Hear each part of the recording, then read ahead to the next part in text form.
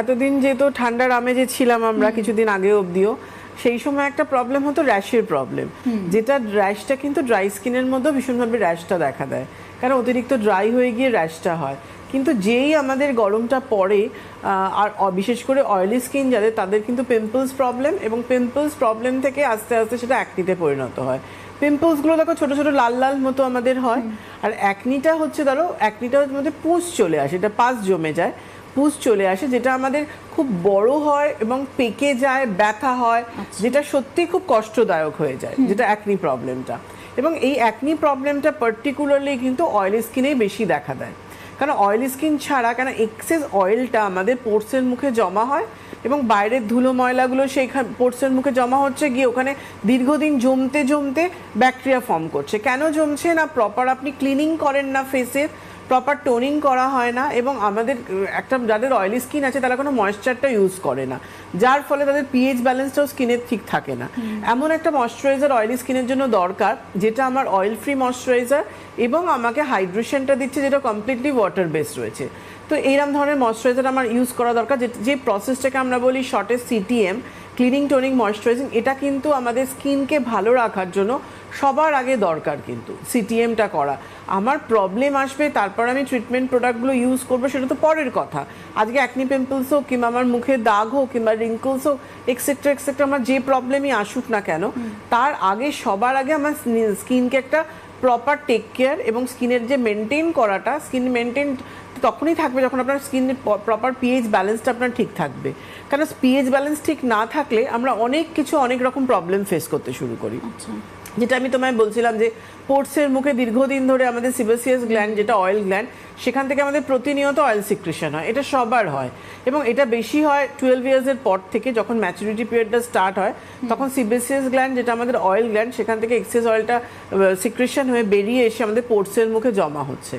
এবং পোর্সের মুখে কারুর ধরো ওটা কম সিক্রেশন হয়, এবং যখন হয়ে পোর্সের কাছে আসে তার কন্ট্রোলটা কমে যায়। তো সেই ক্ষেত্রে অনেকের অল্প হওয়াতে সেটা স্কিন, ধরো এমন তুমি একটা ফেস ওয়াশ করছো, অয়েল ফ্রি ফেস ওয়াশ, যেটা তোমার স্কিনকে ড্রাই করে দিচ্ছে, ড্রাই স্কিনের মধ্যে র্যাশের প্রবলেমটা বেশি দেখা দেয়।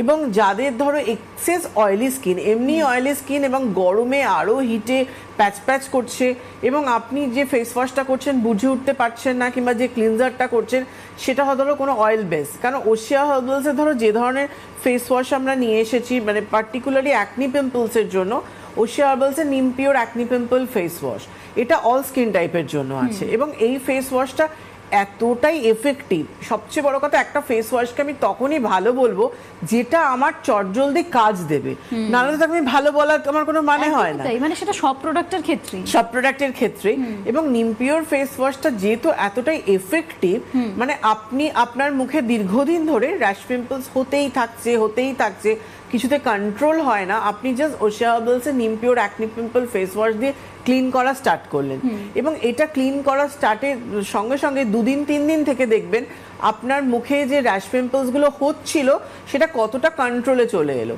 এবং এই কথাটা আমি বারবার আমার প্রোগ্রামে বলি, যে কন্ট্রোল করাটা কিন্তু আমাদের উদ্দেশ্য নয়, আমাদের উদ্দেশ্য কিওর করা, পুরোপুরি সারানো, নির্মূল করা। কিন্তু যার জন্য আমি এমন একটা ক্লিনজার ইউজ করতে বলি, যেটা আপনার পোর্সে জমে থাকা অয়েলটাকে কন্ট্রোল করবে।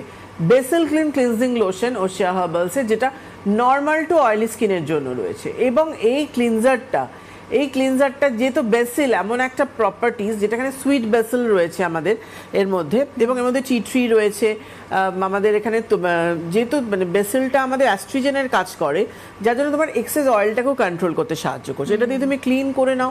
টি tree fresh toner, tea tree ভীষণ ভালো অ্যান্টিসেপটিক একটা, এর মধ্যেও আমরা টিটির মধ্যেও আমরা নিম দিয়েছি। এই টোনারটা তুমি ওয়েট কটনের মধ্যে স্প্রে করে নিয়ে চোখের এরিয়া, ঠোঁটটা বাদ দিয়ে পুরো ফেসে ড্যাপ করুন, এটা করে নিন। তারপরে আপনি গ্রেপ ময়েশ্চারাইজারটা ইউজ করুন, এটা অয়েল ফ্রি ময়েশ্চারাইজার আছে, হাতে গোনা বোধহয় আমরা অয়েল ফ্রি ময়েশ্চারাইজার পাই, তার মধ্যে গ্রেপ ময়েস্ট একটা, আর 30 আপ হয়ে গেলে ফাইটোএজের ময়েশ্চারাইজিং ইমালশন, এটাও অয়েল ফ্রি ময়েশ্চারাইজার আছে, এবং এটা এজিং এর জন্য ভীষণ ভালো, স্কিনকে টান রাখছে। 30-এর পর যাদের র্যাশ পিম্পলস অ্যাকনিটা হয়, অনেকের কি হয় টিনেজ টাইমে না হয়ে ম্যাচুরিটি পিরিয়ডে গিয়ে একদম তাদের র্যাশ পিম্পলস অ্যাকনিটা দেখা দেয়, কারণ তার সেই সময় কোনো কারণে হরমোনের কোনো প্রবলেম ছিল। যখন তার এজটা বাড়ছে কিংবা অনেকের দিকে 40-45 আপের পরও র্যাশ পিম্পলস দেখা যায়, কারণ তার হরমোনগুলো সেই সময় গিয়ে ফ্ল্যাকচুয়েট করতে আরম্ভ করছে, কারণ সে আস্তে আস্তে কিন্তু তার একটা স্টেজের দিকে, এন্ড অফ স্টেজের দিকে আসছে স্কিনে। মানে হরমোনের তো একটা স্টেজ থাকে, কিছু কিছু হরমোনের আমাদের এন্ড অফ স্টেজ থাকে, তো সেই যখন যায় তখন সেগুলো হঠাৎ করে ফ্ল্যাকচুয়েট হতে থাকে, যার জন্য সেই সময় কিন্তু আমাদের র্যাশ পিম্পলস গুলো দেখা দেয় অনেকে। তো সেই ক্ষেত্রে ওশিয়া হার্বালসের যে নিম পিওর রেঞ্জ যেটা রয়েছে, ওশিয়া হার্বালসের নিম পিওর রেঞ্জের মধ্যে নিম পিওর অ্যাকনে পিম্পল সেরাম, এটা এত ভালো একটা সেরাম যেটা আপনি ক্লিনিং এর সাথে সাথে ইভিনিং এ কিংবা রাত্রিবেলা আপনি বেসেল ক্লিনজার দিয়ে ক্লিন করুন। আমি সবসময় বলি দিনের বেলা সিটিএম করে একটা সান প্রোটেকশন নিয়ে আপনি বেরিয়ে যান। ওশিয়া হার্বালসের হিউজ রেঞ্জ অফ সানস্ক্রিন আছে, রোজই আমি সানস্ক্রিনটা বলি, কেন উইদাউট সানস্ক্রিন সেটা যে কোনো সিজন হোক না কেন আপনি কখনো বাইরে বেরোবেন না, সান প্রোটেকশনটা খুব দরকার। আজকে ওশিয়া হার্বালসের সানস্ক্রিন রেঞ্জ SPF 25 থেকে 70 অবধি হিউজ রেঞ্জ দেখুন দেখানো হচ্ছে, কোনোটা লোশন, কোনোটা জেল ক্রিম, কোনোটা এমনি ক্রিম, কোনোটা HEVL, কোনোটা ফাউন্ডেশন বেস, বিভিন্ন ধরনের সানস্ক্রিন রয়েছে 25 থেকে স্টার্ট হয়ে 70 অবধি এতগুলো, এবং 25-30 এগুলো only for UVA UVB protection. SPF 40 থেকে কিন্তু 5-in-1টা বাদ দিয়ে এমনি স্প্রে থেকে আপ টু 70 অবধি কিন্তু আমরা সানব্লক নিয়ে চলে এসেছি, সানব্লক সানস্ক্রিন রয়েছে। তো এই সানস্ক্রিনগুলো অ্যাপ্লাই করে তুমি দিনের বেলা বেরো, ইভিনিংয়ে তুমি একটু টাইম বার করো, ধরো অফিস থেকে ফিরো, তুমি বেসেল ক্লিনজার দিয়ে ফার্স্টে ক্লিন করে নাও, এক্সেস অয়েলটা তোমার কন্ট্রোল চলে এলো, তারপরে তুমি ওশিয়া হার্বালসের নিম পিওর যে সেরামটা আছে সেই সেরামটা ইউজ করো, করার মিনিট 5 বাদে তুমি নিম পিওর ক্রিমটা দিয়ে দাও, যেটা অল স্কিন টাইপের জন্য আছে।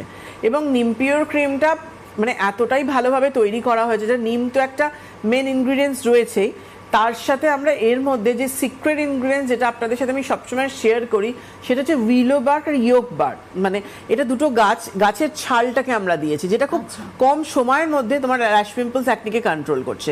কারণ তোমার মুখ ভর্তি র্যাশ পিম্পলস অ্যাকনি রয়েছে কিংবা তোমার একটা দুটো সবে উঠছে, সেখানে তুমি নিম পিওর ক্রিমটা ইউজ করলে তোমার কদিনের মধ্যে 2-3 দিন থেকে তুমি দেখবে কমে যাচ্ছে, কন্ট্রোলে চলে এলো। এবং তোমার ধরো মানে একটা দুটো উঠেছে, তুমি রাত্রিবেলা নিম পিওর ফেস ওয়াশ দিয়ে ক্লিন করার পর আবার আমি যেটা বলি রিঅ্যাপ্লাইয়ের কথা, টিটি টোনারটা টোনিং করে নিয়ে নিম পিওর অ্যাকনি পিম্পল ক্রিমটা অ্যাপ্লাই করতে, এটা অ্যাপ্লাই করুন, করার পর আপনি সারা রাত্রি রেখে দিন, এটা দেখবেন আপনি পরের দিন উঠে দেখবেন যে আপনার র্যাশ পিম্পলস অ্যাকনিটা একদম মানে মিলিয়ে গেল, আপনি ভাববেনই না যে কালকে আমার এতটা ছিল, মানে এতটাই ভালো কাজ করে নিম পিওর ক্রিমটা। এবং নিম পিওর সেরাম প্রচন্ড ভাবে এফেক্টিভ রয়েছে। এবং তার সাথে তোমার নিম পিওর যে প্যাক রয়েছে, এই প্যাকটা কিন্তু তুমি উইকলি প্যাক হিসেবে ইউজ করতে বলা হয়, এটা তোমার ট্রিটমেন্ট বেসড রয়েছে, কারণ নিম পিওর প্যাকটা তোমার এক্সেস অয়েলটাকে কন্ট্রোল করছে, যখনই আপনার এক্সেস অয়েলটা কন্ট্রোলে চলে এলো তখনই কিন্তু আপনার র্যাশ পিম্পলস অ্যাকনিটা অনেকটাই কন্ট্রোলে চলে আসবে। এবং নিম পিওর ফেস ওয়াশ দিয়ে ক্লিন করার পর নিম পিওর প্যাকটা ইউজ করুন, প্যাকটা চোখের ঠোঁটটা বাদ দিয়ে মুখের মধ্যে লাগিয়ে 10 মিনিট মতো রাখুন, রেখে হালকা হাতে রাব করে ধুয়ে ফেলে নিম পিওর সেরাম, নিম পিওর ক্রিমটা তুমি দিয়ে নাও, বাস তোমার কমপ্লিট একটা ট্রিটমেন্ট কিন্তু তুমি নিচ্ছ। এটা তুমি একটু কন্টিনিউ করলে মানে তুমি 3-4 দিন থেকে তুমি রেজাল্ট পাবে, কিন্তু 21 ডেজ কন্টিনিউ করলে তুমি বুঝতে পারবে যে তোমার র্যাশ পিম্পলসটা যতটা ছিল, কারণ এখানে আমরা প্রচুর কল পাই এতদিনে র্যাশ পিম্পলস ছিল, অ্যাকনি ছিল, যেটা খুব কম দিনের মধ্যে চলে গেছে।